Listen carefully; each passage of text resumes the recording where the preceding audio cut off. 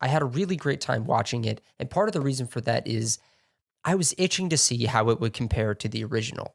Now, that can go one of two ways. You either spend the whole movie comparing it to the original, and you end up disappointed because it doesn't live up to what you already have in your head, or on the flip side, the remake ends up surpassing the original in some way, becoming the version that just feels right to you. I mean, it happens in music all the time. Think of Johnny Cash's Hurt. A lot of people would argue that that is the definitive version outside of the Nine Inch Nails version. So I found myself wondering, would Yorgos' version of Save the Green Planet outshine Jang Jun Hwan's? And honestly, I'm not sure about that. We could pump the brakes on that conversation. It does a lot of things right. It does a lot of things differently, but overall, it stays pretty consistent with the message and the broad strokes of the original film. I will say though, coming off another English language remake from earlier this year, Spike Lee's Highest to Lowest, which was a reinterpretation of Akira Kurosawa's High and Low, I was kind of wary because I was really let down by that one.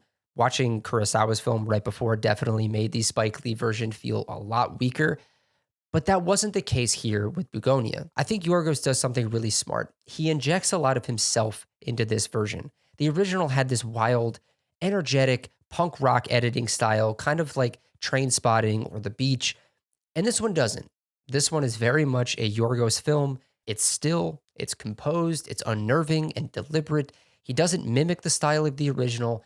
And I actually really appreciate that. But before we go too deep into that, let's talk about what this movie is about.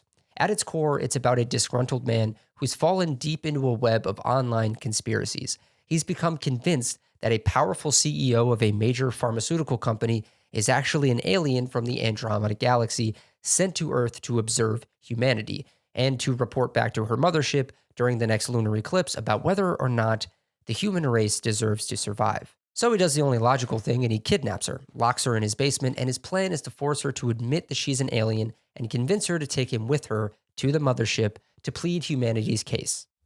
That's the premise.